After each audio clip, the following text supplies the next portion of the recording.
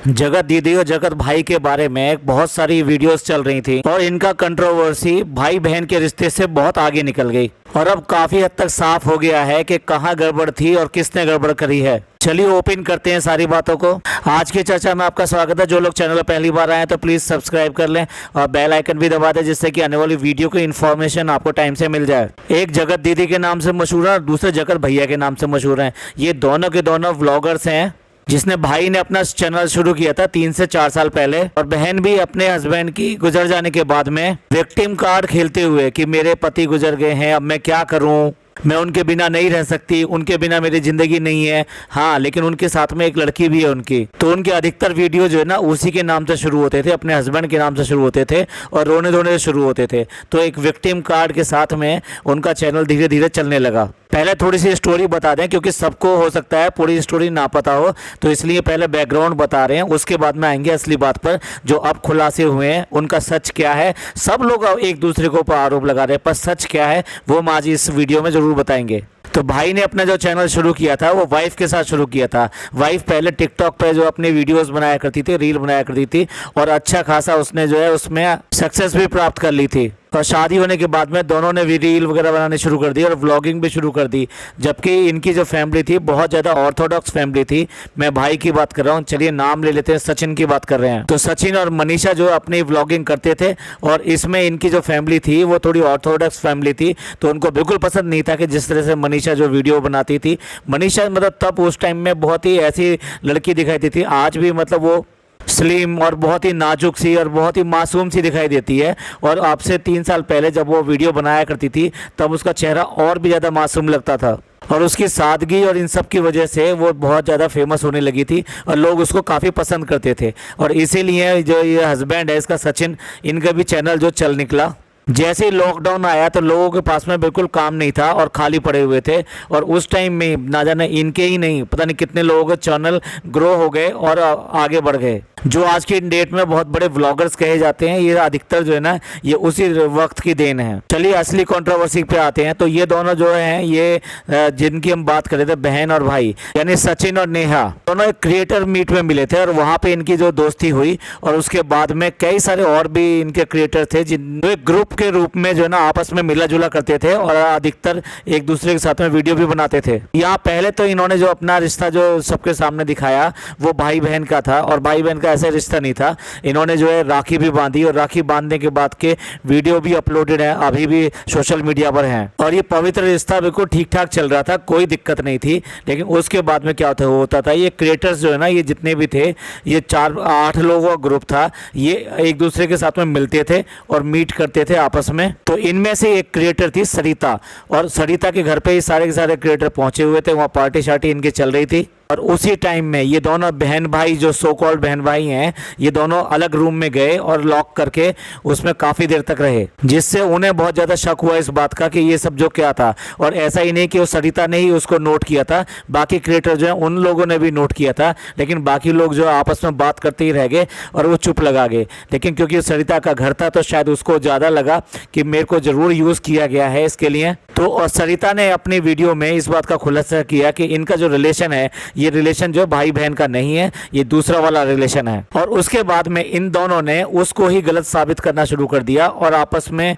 एक तरह से इनकी व्लॉगिंग में या ये कहिए कि इन सबकी वॉर छिड़ गई, एक दूसरे को आरोप लगाने की और एक दूसरे को गलत साबित करने की। ये सच्चाई है ना, सच्चाई कभी ना छुपती नहीं है, सच्चाई सामने आकर रहती है। और इस सब में जो मनीषा है जो कि सचिन की वाइफ है, उसकी हालत और उसके रिलेशन अपने हस्बैंड के साथ में दिन पे दिन जो बदतर होते चले गए। यानी कि उसका हस्बैंड उसकी अनदेखी करने लगा, उसको इग्नोर करने लगा और उसके साथ में मनीषा वीडियो में भी नजर नहीं आती थी। लोग तो लोग हैं, लोग तो सब पहचान लेते हैं। तो लोग जो कहते हैं वो गलत नहीं कहते हैं, पब्लिक जो बोलती है कभी गलत नहीं बोलती है। आप उनको चाहे हेटर्स कह लीजिए, चाहे जेलस वाले लोग कह लीजिए, लेकिन वो जो बोलते हैं वो सही बोलते हैं। तो पब्लिक ने तब भी कहा था कि कुछ गड़बड़ है, मनीषा जो वीडियो में नहीं आती है तो इन दोनों के बीच में सब कुछ ठीक नहीं है। सचिन ने फिर क्या करना शुरू किया, सचिन ने अपनी वाइफ को हर तरह से डाउन करना शुरू शुरू किया और हर चीज़ पे उसके पे ऑब्जेक्शन उठाना। जैसे कि मनीषा बताती है अपनी लाइव में, उसने ये भी कहा कि भाई मैं अगर कुछ भी करती थी, मैं अगर कोई वीडियो भी डालती थी, तुरंत इनके पास फ़ोन आता था और इनको बोला जाता था कि मनीषा ने इस तरह की वीडियो क्यों डाली है, वो ऐसा दिखाई दे रही है उसमें, वो ऐसा कर रही है, उसने ये वाला गाना क्यों लगाया, उसने सैड वाला गाना क्यों लगाया। वो ये कहती है कि मैं जब बहुत ज़्यादा परेशान हो गई थी और मेरे को हर चीज़ पर रोका टोका जा रहा था, तो मैं अगर रील बनाती थी तो मैं सैड गाने लगा देती थी, तो उस सैड गाने लगाने पे भी उनको प्रॉब्लम थी। इसका मतलब ये है जो दीदी बनी हुई थी, जो जगत दीदी बनी हुई थी, उनका इनके घर में इंटरफियर इतना ज़्यादा था कि सचिन उसकी हर बात मानता था और उसके एवज में वो मनीषा के साथ में इस तरह का व्यवहार करता था। अब आप समझ जाइए कि अगर किसी बाहर वाले के वजह से अगर कोई अपनी पत्नी के साथ में इस तरह का व्यवहार करे तो उसका क्या मतलब होता है। जहाँ तक वो मनीषा दिखाई देती है, और मनीषा की आपने वीडियो या फिर उसकी रील्स या फिर उसकी लाइव देखी होगी, वो एक सीधी सादी लड़की दिखाई देती है, उसके अंदर इसने इतना छल कपट नहीं दिखाई देता। सेकेंडली वो ये भी कहती है कि मैं वीडियो बनाने से डरती हूँ, डरती इस बात के लिए नहीं हूँ कि मैं वीडियो में क्या मतलब दिखाई दूँगी, क्या होगा, लेकिन वो इस बात से डरती है कि वो अपना पक्ष कैसे रखेगी, क्योंकि आजकल जो भी बोला जाता है उसके अलग अलग मतलब निकाल लिए जाते हैं। तो इस बात से डर कर वो जो है ये कहती है कि मैंने ज़्यादा वीडियो नहीं बनाई कि मैं अगर अपना पक्ष रखने आऊंगी और उसका अगर उल्टा मतलब निकला तो मेरी और भी बुरी हालत हो सकती है। वो धीरे धीरे अंदर घुटती रही और अपने पति से को समझाने की कोशिश करती रही, लेकिन वो नहीं माना। उसका कहना यह है कि उसने उसके बाद में अपनी मम्मी यानी कि उसकी सास से बात करी कि भी हो सकता है कि उसको ऐसा लग रहा है, लेकिन ये वास्तव में गलत हो। लेकिन क्या है, घर वालों के नज़रों में तो ऐसा पर्दा पड़ा हुआ था ना, जब कोई राखी बांध देता है तो उसके बाद में राखी के अलावा और कौन सा रिश्ता हो सकता है फिर। उधर दूसरी तरफ जो है ना, दूसरी दीदी जो है हमारी, जो जगत दीदी हैं, उनके घर में भी ये बात सामने आ गई। और सामने क्यों ना आती जब ये दोनों इतनी ज़्यादा बातें करते थे, जो हद से ज़्यादा होती थी। कभी भी बहन भाई के बीच में इतनी बातें नहीं हो सकती थी, घंटों घंटों फ़ोन पे लगे रहना और कई बार फ़ोन कॉल करना। तो उसकी वजह से ना केवल मनीषा को शक हुआ बल्कि उसके घर वालों को भी ये सब चीज़ों का खुलासा होने लगा कि इनका रिश्ता अब भाई बहन का नहीं रहा है, इनका रिश्ता कुछ दूसरे रिश्ते में बदल गया है। और इसके बाद में घर वालों ने जो इस रिश्ते को ख़त्म करने के लिए दोनों से बात करी। उसका जो भाई है, भाई लाइव में आके कहता है, यानी दीदी का भाई लाइव में आके कहता है कि जब 3 महीने पहले हमने सब कुछ सॉर्ट आउट कर दिया था। अब ये सॉर्ट आउट का मीनिंग समझ रहे हैं ना आप। सॉर्ट आउट का मतलब ये है कि इन दोनों को मना कर दिया गया था, आपस में बातें नहीं करोगे, कुछ भी नहीं करोगे। तो उसके बाद में इनके आपस की जो कॉल्स थी वो बंद हो गई थी। और उसी बीच मनीषा तो ये कहती है कि ये मेरे को कॉल करती थी और ये कहती थी कि वीडियो कॉल करो जिससे कि वो दिखाई देगा तो वो उससे बात करेगा। और ड्रामे का सारा पटाक्षेप तो जब हुआ कि जब ये पता लगा कि उसकी शादी तय हो गई है और उसकी एंगेजमेंट होने वाली है, यानी दीदी की एंगेजमेंट होने वाली है, नेहा की एंगेजमेंट होने वाली है। और जिस टाइम ये एंगेजमेंट का पता चला तो ये लोग जो ना टूर पे गए हुए थे। टूर मतलब सचिन की वाइफ, सचिन का भाई, उसकी वाइफ और उसकी एक बहन, ये लोग फैमिली टूर पे थे। और उसके बाद में फैमिली टूर से आते समय, लौटते समय सचिन ने अपनी वाइफ के साथ में वहाँ जाना पसंद किया, भोपाल जाना पसंद किया और बाकी वो सबको ये कह दिया कि आप लोग घर चले जाओ और हम दोनों जो है ना भोपाल होते हुए आएंगे। और इसके बाद में असली ड्रामा होता है। असली ड्रामा ये होता है कि जिस वेन्यू पे ये सारा फंक्शन होने वाला था, एंगेजमेंट का फंक्शन होने वाला था, उसके ठीक सामने एक होटल था, उसी में जाके इसने रूम लिया, सचिन ने रूम लिया अपनी वाइफ के साथ में। और वहां से लगातार उसने नेहा को कॉल किया, लेकिन नेहा ने उस कॉल को पिक नहीं किया क्योंकि एंगेजमेंट होने वाली थी। सचिन का जहाँ पे ये कहना है कि मेरे को जो बुलाया गया था, मुझे जो इन्विटेशन दिया गया था, नेहा की तरफ से दिया गया था और नेहा ने उसको कॉल उठाना बिल्कुल बंद कर दिया। अब आप ही बताइए कि ऐसा कैसे हो सकता है कि कोई वेन्यू के सामने हो और उसके बाद में सिर्फ फ़ोन पे बात करे। अगर आपको बुलाया गया है आप तो वेन्यू पे जाएंगे, लेकिन नहीं जाएंगे। अगर कोई गड़बड़ होगी तो आप बिल्कुल भी उस वेन्यू पे नहीं जाएंगे। और गड़बड़ ये थी कि जो नेहा की जो फैमिली थी उन्होंने बिल्कुल उसके साथ में बैन कर दिया था कि उसके साथ बात नहीं करना, उसके साथ मिलना जुलना नहीं है। तो ऐसे में इस फंक्शन में अगर वो सचिन पहुंच जाता तो उसको क्या होना था, तो वही हुआ। उसने बार बार फ़ोन किया, उसने नहीं उठाया। फ़ोन करने के बाद में बहुत सारी व्हाट्सएप चैट हुई। उस चैट में भी धमकी दी गई कि अगर तुम जो है 7:15 तक तुमने कॉल नहीं किया, मेरे से बात करो, कॉल करो। और उसने, जैसे भाई ने बताया कि वो ब्लैकमेल करने की कोशिश कर रहा था कि 7:15 तक अगर तुमने कॉल नहीं किया तो मैं सोशल मीडिया पे पता नहीं क्या खुलासा कर दूंगा और क्या डाल दूंगा, और जो भी मैं सोशल मीडिया पे डालूंगा उसकी जिम्मेदार तुम होगी और तुम उसका जो है भुगतोगी। दूसरी तरफ से साफ ये जवाब आया कि तुमको जो डालना है वो डाल दो, सचिन ने मैसेजेस में ये भी कहा कि मैं सब कुछ छोड़ दूंगा, मैं अपनी वाइफ को भी छोड़ दूंगा। नाम लिया है उसने वहाँ पे चैट में कि मैं मनीषा को भी छोड़ दूंगा, मैं सोशल मीडिया को भी छोड़ दूंगा। मतलब क्यों करके कोई एक भाई ऐसा कर सकता है कि अपनी एक बहन के लिए अपनी वाइफ को छोड़ देगा, सोशल मीडिया को छोड़ देगा, सब कुछ छोड़ देगा, बस उससे कॉल पे बात कर लो। और जब वो पूरी तरह से वहाँ उस फंक्शन में जाने से असफल रहा, यानी कि उसके भाई और इन लोगों ने उसको बिल्कुल नहीं आने दिया, तो वो अपने घर आ गया वापस। और घर आने के बाद में अपनी माँ के साथ में बहुत ज़्यादा रोया।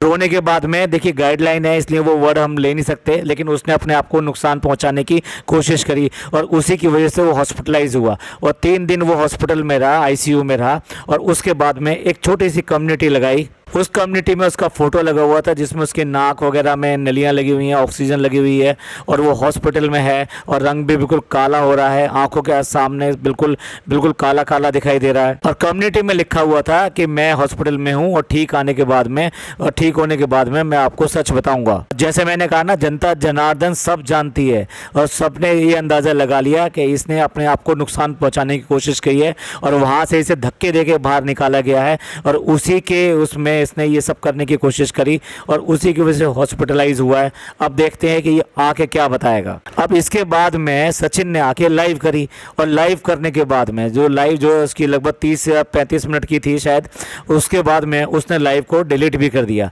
जबकि लाइव जो है कुछ लोगों ने उसको डाउनलोड कर लिया था तो वो सोशल मीडिया पे अगेन अपलोड हो गई और वो सब में वायरल हो गई। लाइव वायरल होने के बाद में बजाय इसके कि उसको सिंपैथी मिले, उसको फिर ट्रोल किया जाने लगा सचिन को, क्योंकि उसने उसमें कई सारी ऐसी बातें कही थी। मतलब इतना सब हो जाने के बाद में भी उसने वहाँ पर उसको बिल्कुल भी ये नहीं कहा, यही कहा कि मेरे साथ धोखा किया गया, मैं यूज़ हो रहा था। अरे भाई क्या यूज़ हो रहा था ये बिल्कुल क्लियर कट बता के नहीं दिया उसने बिल्कुल भी नहीं बताया कि उसका किस तरह से मिसयूज़ किया गया था। हाँ, उसने ये जरूर कहने की कोशिश करी कि नेहा के साथ में ठीक नहीं हो रहा, उसको दवाइयाँ खिलाई जाती हैं, उसको बिल्कुल पागल बनाने की कोशिश कर रहे हैं उसके घर वाले, और इसी सब में उससे शादी के लिए हाँ करवा ली गई और उसकी एंगेजमेंट करा ली गई। अब आप ही बताइए कि वो आदमी जिसको वहाँ से धक्के दे के बाहर निकाल दिया गया, जिसने अपने आप को नुकसान पहुँचाने की कोशिश करी, उसके बाद में अपनी वाइफ से उसने संबंध बिल्कुल तोड़ से रखे हैं और उसकी वाइफ ने ये भी स्वीकार किया कि एक टाइम ऐसा था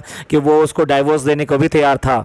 और देखिए खुद भी सचिन ने उस लाइव में यही कहा कि मैंने अपनी पत्नी के साथ बहुत बुरा किया है, मैं उसको समझ नहीं पाया और मैंने उसका बिल्कुल भी ध्यान नहीं रखा, ये मेरे को कहती रही लेकिन मेरे को समझ में नहीं आया और एक टाइम ऐसा भी था कि जब मैं इसको डाइवोर्स देने वाला था। यानी दोनों तरफ से इस बात को स्वीकार किया गया। जहाँ एक तरफ वो बहुत ज़्यादा अपनी पत्नी के लिए बोल रहा था कि उसने बहुत ज़्यादा सहन किया है, मेरी वजह से सहन किया है और मैंने इसकी नहीं सुनी है, वहाँ पर नेहा के को भी पूरा एक सिंपैथी कार्ड के साथ में लेकर आया कि भाई वो तो बीमार रहती है, उसको दवाइयाँ खिलाई जाती हैं, उसको पागल करने की कोशिश की जा रही है। अब अगर ये सारी बात सच है जो कि सचिन ने करी, फिर वो जो व्हाट्सएप चैट रिलीज हुई थी वो क्या था?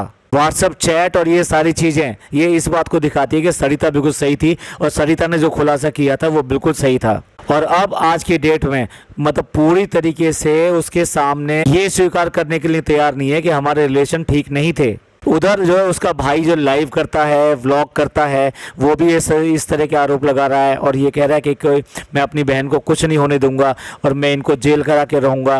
वो पूरी तरीके से कमिटेड है इस बात के लिए कि वो इनको इनके पास में नहीं आने देगा और उसी ने ये चैट और ये सारी चीज़ें रिलीज़ करी हैं। तो यहाँ पे सचिन का पक्ष दिखाई दे रहा है, यहाँ पे भाई का पक्ष दिखाई दे रहा है, यहाँ मनीषा का पक्ष दिखाई दे रहा है, लेकिन जिसके बारे में ये सारी बातें हो रही हैं उसने किसी भी लाइव में अभी तक भाग नहीं लिया है। उसने आके बिल्कुल खुलासा नहीं किया है कि सच बात क्या थी और क्या झूठ है और कौन झूठ बोल रहा है। अगर उसका भाई अपनी बातें जितनी भी कह रहा है वो सही है तो वो उसको भी सामने ला सकता है और उसको सामने लाकर ये सब बातें करवा सकता है। यहाँ एक तरफ वो मनीषा की बात को झुठला रहा है कि मनीषा ने जो मिन्नतें की थी और ये कहा था कि नहीं नहीं नहीं ऐसा रहने दो, और ये कह रहा है कि मैं उसकी रिकॉर्डिंग भी रिलीज़ कर दूंगा। उसने अभी कुछ दिन पहले माफ़ी मांगी है और ये रिलीज़ कर दूंगा मैं उसकी रिकॉर्डिंग। और लोग उसकी लाइव में कह रहे हैं कि उसको तो दबा जवाब दे के ये सब करके बुलवाया गया होगा और कॉल कराया गया होगा, लेकिन वो मानने को तैयार नहीं है। अब देखिए बिल्कुल साफ साफ है ये कितनी भी लाइव कर लें, एक दूसरे को आरोप लगा लें, ये सब कर लें,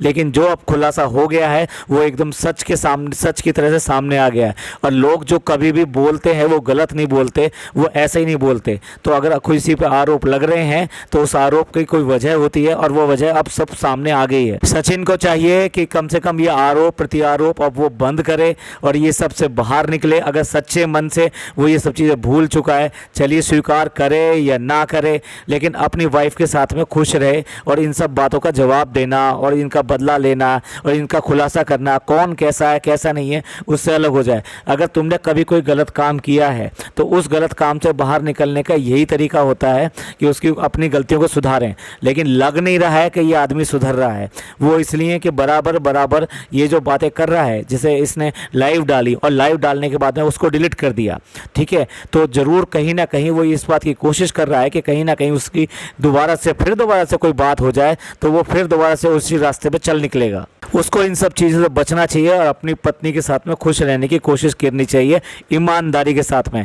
एक पत्नी को हमेशा हमेशा ये पता लग जाता है कि उसका पति कब गलत जा रहा है। दूसरी तरफ नेहा जो कर रही है वो बिल्कुल ठीक कर रही है, उसे बिल्कुल भी इस मामले में लाइव आकर ये सब करके जवाब देने का, ये सब करने का कोशिश नहीं करनी चाहिए। उसे भी अपनी नई ज़िंदगी शुरू करने के लिए ये सब करना चाहिए। एक यही तरीका है, उसके अलावा और कोई तरीका नहीं है। गंदगी के लिए, व्यूज़ के लिए, जैसे कहा जा रहा है ना उस चैट के अंदर है, जिसका जितना बड़ा चैनल उतना बड़ा पैसा।